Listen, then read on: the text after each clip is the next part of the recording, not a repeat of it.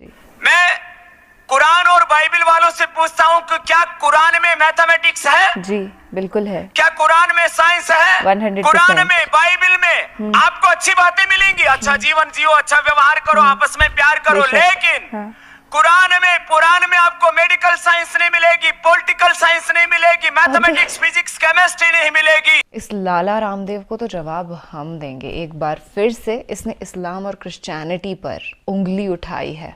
सुनने में आया कि ये बोला कि बाइबल और कुरान शरीफ का मैथमेटिक्स और साइंस से कोई रिलेशन नहीं है, जबकि इसको शायद पता नहीं है कि कुरान शरीफ के हर एक आयत में मैथमेटिक्स, साइंस, टेक्नोलॉजी जितनी आज तक डेवलप हुई भी नहीं है ना, उससे 100 गुना ज्यादा है। एक बार को आप टेक्नोलॉजी को ट्रस्ट ना भी करें, पर कुरान शरीफ की जो आयत है उसको एक बंदा बिना डाउट के ट्रस्ट कर सकता है। हे हाय हेलो नमस्ते जी, सत श्री अकाल, अस्सलाम वालेकुम। मैं निधि शर्मा इंडिया से। और जहाँ तक बाइबल की बात है, बहुत बेहतरीन किताब है, पर मैंने ज़्यादा उसे पढ़ा नहीं, ना उसके कोई वीडियोस एक्सप्लोर करे हैं। पर हाँ, क्रिश्चियन फ्रेंड्स मेरे बहुत हैं और कितने नरम दिल वो होते हैं, ये इस बात को स्पष्ट कर देता है कि क्रिश्चियनिटी ने उन्हें क्या सलीका सिखाया है। And also I have read the gospel of peace. एक बार ज़रूर पढ़िएगा, बहुत सीख मिलेगी ज़िंदगी को लेकर के। और ये देखिए, क्योंकि ये कुरान शरीफ का वीडियो है, हमने दुपट्टा लगा लिया है, अपना सर ढक लिया है, ताकि लाला रामदेव जैसे अंधभक्त जो हैं, दहशतगर्द, इनफैक्ट टेररिस्ट मेंटालिटी वाले जो लोग हैं, इनको सबक मिल जाए कि इस देश के अंदर ऐसे लोग भी रहते हैं और करोड़ों की तादाद में रहते हैं जो कुरान करीम फुरकान हमीद को दिल से पसंद करते हैं और उसके खिलाफ एक शब्द नहीं सुन सकते। मैं कुरान और बाइबल वालों से पूछता हूँ कि क्या कुरान में मैथमेटिक्स है? जी बिल्कुल है। क्या कुरान में साइंस है? 100%। कुरान में, बाइबल में आपको अच्छी बातें मिलेंगी, अच्छा जीवन जियो, अच्छा व्यवहार करो, आपस में प्यार करो, लेकिन कुरान में आपको मेडिकल साइंस नहीं मिलेगी, पॉलिटिकल साइंस नहीं मिलेगी, मैथमेटिक्स, फिजिक्स, केमिस्ट्री नहीं मिलेगी। हमारे वेदों ने जो हमें ज्ञान दिया उसमें सारे संसार का श्रेष्ठ ज्ञान समाहित है। That's true। ये है भारतीय संस्कृति का गौरव। भारतीय संस्कृति का गौरव बेशक बहुत महान है, पर इसका मतलब ये बिल्कुल नहीं होता कि आप किसी और के दीन धर्म को बदनाम करने की कोशिश करें। खैर, आप वो कर नहीं सकते बिल्कुल भी, क्योंकि दीन बहुत महान है। चलिए हम ना 7 मैथमेटिकल मिरेकल्स ऑफ कुरान शरीफ देख लेते हैं, ताकि इन जैसे लाखों नफरती चिंटुओं की जबान पर ताला लग जाए। अस्सलाम वालेकुम दोस्तों। वालेकुम सलाम। मेरा नाम है असीब शफकत और आप देख रहे हैं हंसी टीवी फ्रॉम पाकिस्तान। क्या आप सब ने इससे पहले कभी गौर किया कि अल्लाह पाक कुरान करीम के अंदर फरमाता है कि मैंने ज़मीन और आसमान को सिर्फ 6 दिनों के अंदर बनाया और 7वें दिन अपने अर्श पर जाकर ठहरा। इस्लामी तालीमात में एक हफ्ते के 7वें दिन यानी जुमा को यौमुल सब्त कहा गया, यानी सबसे बरकत वाला दिन और बाकी दिनों का सरदार। हरम में काबा यानी अल्लाह के घर का तवाफ़ करने का हुक्म भी 7 मरतबा दिया गया और 7 मरतबा सफ़ा और मरवा पहाड़ी के चक्कर लगाने का हुक्म भी दिया गया है। हज के दिनों में शैतान के हर एक अलामती पिलर को 7 कंकरियां मारने का हुक्म दिया गया है। सूरह फातिहा, जिसे कुरान करीम और तौहीद की बुनियाद कहा जाता है, और ये इतनी अहम है कि दिन में 5 मरतबा नमाज पढ़ते वक्त मुसलमान हर रकात के अंदर इसे पढ़ते हैं। और इसके अंदर कुल 7 आयात हैं और 21 हरूफ, जो 7 और 3 का मल्टीपल हैं। 7 साल के बच्चे को हर सूरत नमाज पढ़ाने का हुक्म दिया गया है। जन्नत और जहन्नुम के दरवाजे 7 हैं, इनके 7 दर्जे हैं। सूरह अत-तलाक आयत 12 के अंदर इरशाद होता है कि अल्लाह ने 7 आसमान और इन्हीं के बराबर 7 ज़मीनें बनाई, जिसके अंदर इसका हुक्म उतरता है। इसके अलावा अल्लाह ने ज़मीन पर और 7 मजबूत आसमान या फिर आसमान की तहें भी बना दी हैं। हज़रत यूसुफ अलैहिस्सलाम के दौर के फ़िरौन मिस्र को ख्वाब के अंदर 7 मोटी और 7 दुबली पतली लागर गायें दिखाई गई थी, और कौम आद पर अल्लाह ने 7 रातें और 8 दिन तक अजाब की आंधी को चलाए रखा। यही नहीं, बल्कि ज़मीन पर भी रेनबो के अंदर 7 बेसिक कलर हैं जिनसे बाकी रंग बनते हैं, और इसके साथ साथ म्यूजिक के भी बेसिक 7 सुर होते हैं। ज़मीन पर 7 बर आज़म हैं और 7 ही समंदर क्यों मौजूद हैं? आखिर नंबर 7 के अंदर ऐसी क्या खास बात है कि ये कुरान करीम के हर एक अहम वाक़े के अंदर और दुनिया और कायनात की बनावट के अंदर हमें हर जगह पर देखने को और सुनने को मिलता है। यकीनन इस नंबर के अंदर कोई ना कोई ऐसा राज छुपा हुआ है जिसे हम लोग अभी तक नहीं जानते। कुरान करीम में नंबर 1 के बाद नंबर 7 सबसे ज़्यादा बार रिपीट हुआ है, और ये हकीकत है कि हमारी कायनात का निज़ाम सब एटॉमिक लेवल से लेकर कायनात की तरतीब तक सब एक ख़ास किस्म की मैथमेटिकल नंबर्स की तरतीब से डिज़ाइन किया गया है। मैथमेटिक्स या नंबर्स इस कायनात की तरतीब की ज़बान है। और हमारी ये कायनात फिबोनाची नंबर्स या गोल्डन रेशो की तरतीब पर बनी है, जिसे लियोनार्डो ऑफ पिसा ने मुतारिफ करवाया। और ये तरतीब कुछ ऐसे है कि मिसाल के तौर पर आप एक नंबर का स्क्वायर लें, अब इसके साथ इसी साइज का एक दूसरा स्क्वायर जोड़ दें, अब इसके साथ एक 2x2 का स्क्वायर जोड़ दें, अब इसके साथ एक 3x3 का, फिर 5x5 और फिर 8x8 का जी। अब अगर हम बिल्कुल इसी तरतीब को इसी तरह से बढ़ाते जाएं तो ये खास किस्म की स्पाइरल शेप को बनाती है, जिसे हम कहते हैं गोल्डन रेशो या फिबोनाची नंबर्स।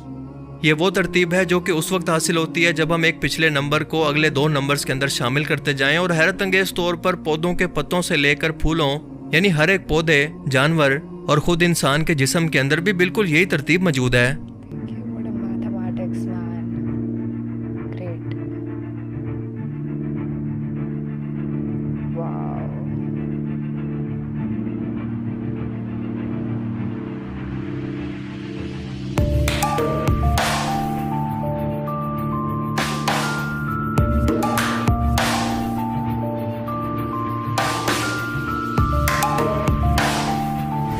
समंदर की लहरें हों या इसके अंदर मौजूद समंदरी मखलूकात या हमारी कायनात के अंदर मौजूद प्लैनेट्स और गैलेक्सीज, हैरत अंगेज तौर पर ये सभी की सभी इसी स्पाइरल पैटर्न को फॉलो कर रही हैं, जो कि हमें ये बताता है कि इस कायनात का बनाने वाला भी सिर्फ एक खुदा है, जिसने इस पूरी कायनात की तरतीब भी बिल्कुल एक जैसी रखी हुई है।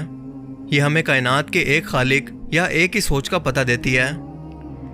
कुछ ही साल पहले इस फार्मूला की मदद से इंसानों ने कायनात की इस हैरत अंगेज तरतीब की खोज की और इंसानों को अल्लाह की कुदरत की एक अहम तरीन झलक नजर आई कि ये कितने परफेक्ट अंदाज के अंदर सोच समझ कर बनाई गई है। जैसे कोई इंजीनियर एक बिल्डिंग बनाने से पहले इसका पूरा स्ट्रक्चर और इसके नक्शे को बनाता है ताकि ये टिकी रहे। पर हमें आज तक ये नहीं पता कि ये कायनात के अंदर तरतीब मौजूद क्यों है, बस ये पता है कि ये मौजूद है। बिल्कुल ऐसे ही जैसे हम नंबर 7 को इस्लामी तालीमात से लेकर ज़मीन व आसमान की हर एक तरतीब के अंदर देखते हैं, मगर अब तक ये नहीं जानते कि इसके पीछे खास वजह या मैथमेटिकल लॉजिक दरअसल है क्या। आसान अल्फाज में इस्लामिक स्कॉलर्स के लिए और साइंटिस्ट के लिए नंबर 7 आज तक एक मिस्ट्री है, एक पहेली जिसका अब तक किसी के पास कोई जवाब नहीं। शायद अब तक हम इंसानों का दिमाग इतने एडवांस लेवल पर नहीं जा सका कि इसकी गहराई के अंदर उतर सके, पर यकीनन मुस्तकबिल के अंदर हम इंसान इसके मुतालिक कोई ना कोई खोज तो ज़रूर लगा लेंगे, क्योंकि अल्लाह ताला खुद ये चाहता है कि हम इसकी कायनात पर गौर व फिक्र करें और इसकी तरतीब पर गौर करें ताकि इसकी ज़ात को पहचान सकें। इसलिए वो बार बार इंसानों को दावत देता है कि हमने दुनिया और कायनात के निज़ाम के अंदर दिन और रात के बदलने के अंदर निशानियाँ रखी हैं, मगर सिर्फ और सिर्फ अकल वालों के लिए। फिर फरमाता है कि एक नज़र उठाकर इसकी कायनात को देखो तो तुम्हें इसके अंदर कोई खामी नज़र नहीं आएगी, ये बिल्कुल परफेक्ट है, बिल्कुल अल्लाह की ज़ात की तरह। कुरान करीम इल्म के अलावा नंबर्स की तरतीब के लिहाज से भी एक मौजे से कम नहीं है। मिसाल के तौर पर अगर आप पूरे कुरान का मुताला करें तो लफ्ज़ सज़ा 117 बार रिपीट हुआ है, जबकि लफ्ज़ माफ़ी 234 बार। इसी तरह से अल्लाह ताला कुरान करीम के अंदर हज़रत मोहम्मद सल्लल्लाहु अलैहि वसल्लम से कुरान पाक के अंदर फरमाता है कि कहो, ये कहो का लफ्ज़ 332 मरतबा रिपीट हुआ है, यानी 332 टाइम्स, और इसके जवाब में लफ्ज़ उन्होंने कहा भी 332 मरतबा रिपीट हुआ है।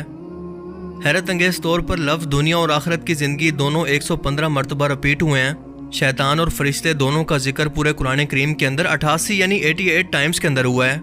ये कैसे मुमकिन है?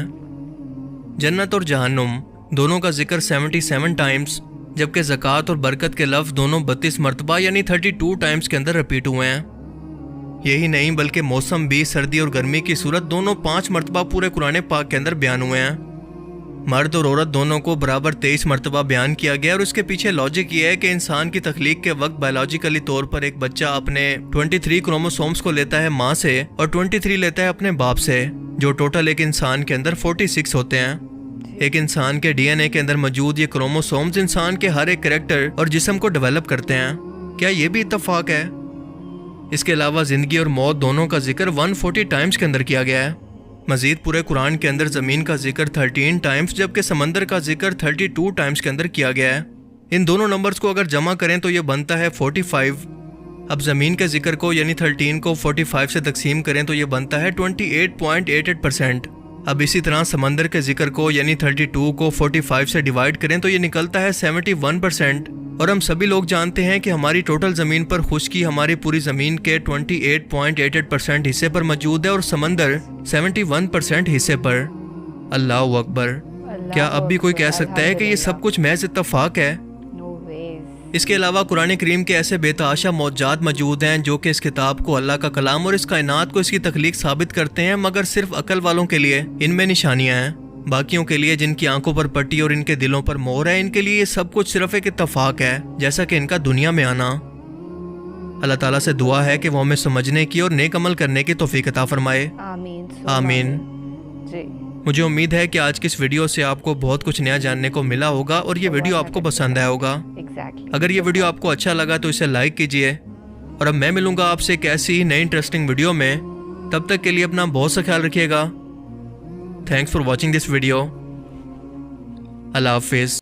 अल्लाह हाफिज। ओ गॉड, जिन लोगों को जवाब प्राप्त करने की ज़रूरत थी ना, उन्हें रिक्वायर्ड आंसर्स मिल गए। अभी उनकी बोलती एकदम बंद हो गई होगी, और उनकी हो ना हो हमें कोई फ़र्क नहीं पड़ता है उससे, क्योंकि हमें तो जहनी तौर पे ये मालूम है ना कि ये पूरी कायनात अल्लाह सुब्हान व तआला की बनाई गई है। वो एक ही दैविक शक्ति है जिसने हम सबको क्रिएट कर दिया। That's magical. और क्या उनकी ही लिखी गई किताब में दुनिया की हर साइंस का, मैथमेटिक्स का, टेक्नोलॉजी का जिक्र नहीं होता? That's impossible. ये सब लोग जो उंगली उठाते हैं, एक बार कुरान शरीफ को खोल करके पढ़ लेना, अरे एक पेज भी पढ़ लेंगे तो इनकी बोलती वैसे ही जिप हो जाएगी। एम्ब्रियोलॉजी जैसी जो बहुत बड़ी साइंस है कि बच्चा पेट में कैसे डेवलप होता है, एक सेल से लेकर के पूरे इंसान के अंदर कैसे उसकी फॉर्मेशन हो जाती है, वो इतने डिटेल में कुरान शरीफ के अंदर एक्सप्लेन कर रखा है ना कि बड़े बड़े एम्ब्रियोलॉजिस्ट्स इस्लाम कबूल कर चुके हैं उन आयतों को पढ़ करके। इट्स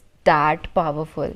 सो फिलहाल मुझे ज़्यादा बोलने की कोई ज़रूरत नहीं है, क्योंकि this video was exactly on point. पर हाँ, एक चीज मैं बोलना चाहती हूँ कि जो लाला रामदेव है ना, ये अपने आप को बाबा तो बोले ही ना, क्योंकि बाबा जो शब्द होता है वो बहुत महान होता है। और हाँ, इसे हम एक नया नाम देना चाहते हैं, हरामदेव, क्योंकि वाकई हरामी की बातें करता है। कुछ समय पहले भी एक स्टेटमेंट आया था जिसके अंदर इन्होंने कहा था कि मुस्लिम्स का क्या है, बस नमाज पढ़ते हैं 5 वक्त की और फिर टेररिस्ट बन जाते हैं, नौज़ुबिल्लाह। और क्रिश्चियंस का क्या है, बस क्रॉस पहनते हैं और फिर उल्टे सीधे काम में इंडल्ज्ड रहते हैं। ये वही इंसान कह सकता है जो एक हराम खोर है, जो खुद गलत कामों में इंडल्ज्ड रहता है। इतनी ब्लैक मनी है ना इसके पास, इट्स अनइमेजिनेबल। करोड़ों की तादाद में काला पैसा इन्होंने इकट्ठा कर रखा है, और इन जैसे बहुत सारे हरामी पनप रहे हैं इस देश के अंदर। तो आई रियली होप कि अल्लाह सुब्हान व तआला इनको नेक हिदायत फरमाए और सभी पूरी दुनिया के हर इंसान को नेक आमाल करने की तौफीक अता फरमाए। आमीन